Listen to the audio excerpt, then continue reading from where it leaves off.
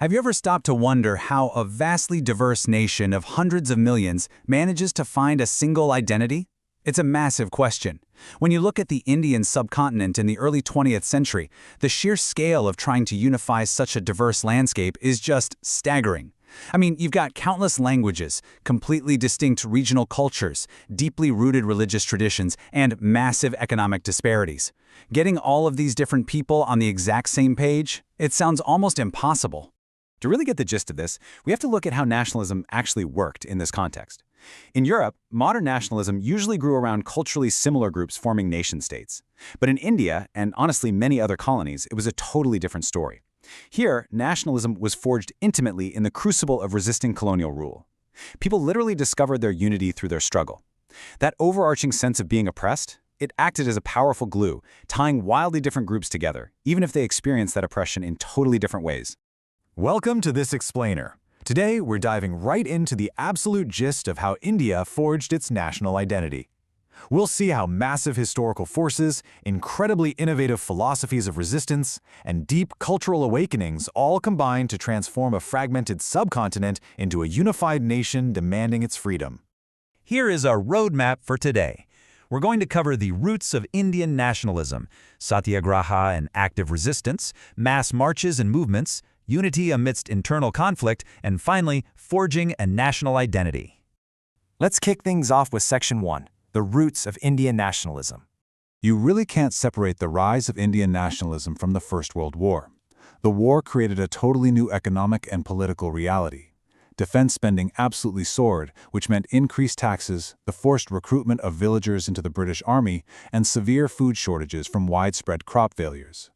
And this wasn't just a localized problem, it was everywhere. Whether you were a merchant in the city getting hit with new income taxes or a peasant dealing with famine, the suffering was universal. This shared economic fallout created a bitter collective grievance across all Indian classes. It basically laid the very first groundwork for a unified struggle. But the catalyst wasn't just economic, it was deeply visceral. Take a look at the aftermath of the infamous Jallianwala Bagh incident in April 1919. A huge, peaceful crowd had gathered in an enclosed ground for a spring festival, completely unaware that martial law had just been imposed. The incredibly violent response from colonial authorities, firing directly into an unarmed crowd, sent absolute shockwaves across the entire country. It showed the brutal reality of repressive colonial measures and fundamentally shifted the national mood from frustration to undeniable anger. Which brings us to Section 2, Satyagraha and active resistance. So how do you fight back against that kind of overwhelming, heavily armed force? When Mahatma Gandhi returned to India, he provided a completely new paradigm. He noted, "The hundreds of millions in India can never carry arms. They have made the religion of nonviolence their own." This wasn't just him pointing out a military imbalance. It was the foundation of a revolutionary strategy, flipping the perceived weakness of a disarmed population into an undeniable moral strength. He called this method Satyagraha, which literally translates to the power of truth. Now, a really important distinction here, Satyagraha is often misunderstood as passive resistance, but it's actually intensely active. It leverages truth and nonviolence to appeal directly to the conscience of the oppressor, rather than trying to defeat them with physical force. Think about the psychological toll it takes on an unjust system when the oppressed absolutely refuse to cooperate, but also refuse to strike back in anger. It required immense mental discipline and courage to pull off. Moving right along to our third section, mass marches and movements. Over 3 decades, we see this high-minded philosophy escalate into massive, on-the-ground action. From the outrage over the Rawlakt Act and Jallianwala Bagh in 1919, we moved to the non-cooperation movement in 1921. Where people systematically boycotted British institutions. Then, the iconic Salt March in 1930 shifts things to outright civil disobedience, eventually culminating in the definitive Quit India Resolution of 1942. Each step was a massive leap in logistics and mass participation. Mass processions literally became the new normal. We aren't just talking about political elites in quiet meeting rooms anymore. This was tens of thousands of ordinary people, students leaving government schools, lawyers abandoning courts, peasants refusing to pay taxes, and women picketing foreign cloth shops. The sheer logistical nightmare for the authorities trying to arrest thousands upon thousands of willing volunteers, it just cannot be overstated. And arguably the most brilliant strategic move of the entire era was the 1930 Salt March. Before marching, Gandhi sent exactly 11 demands to the British Viceroy.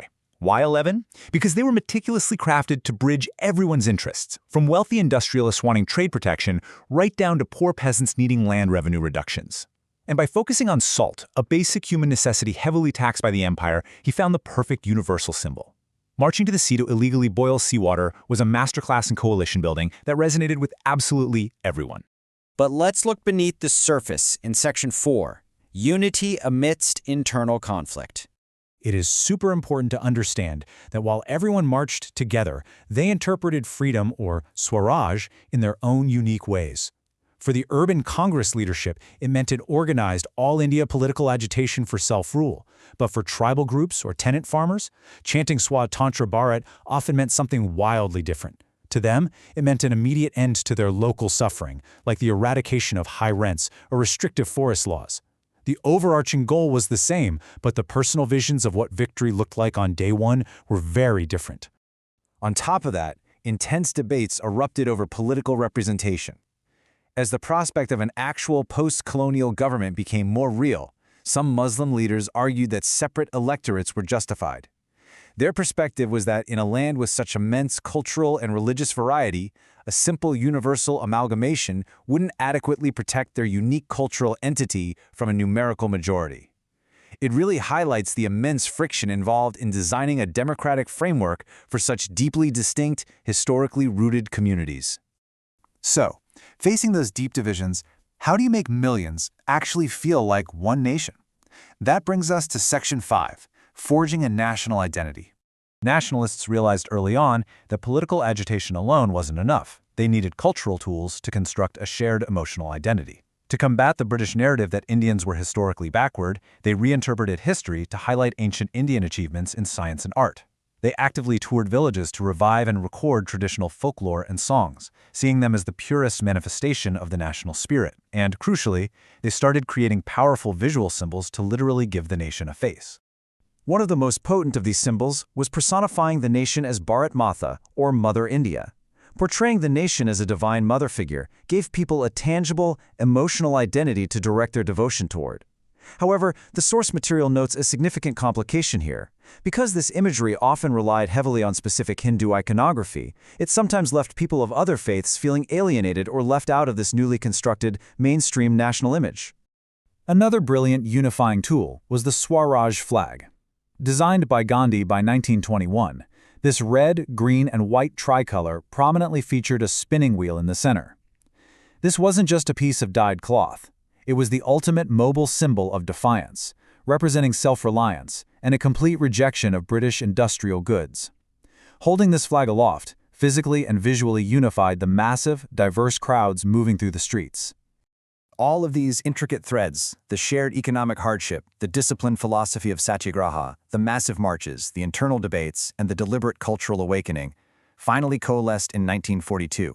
The Quit India Resolution channeled decades of immense effort into one unyielding demand: the complete and immediate withdrawal of the British.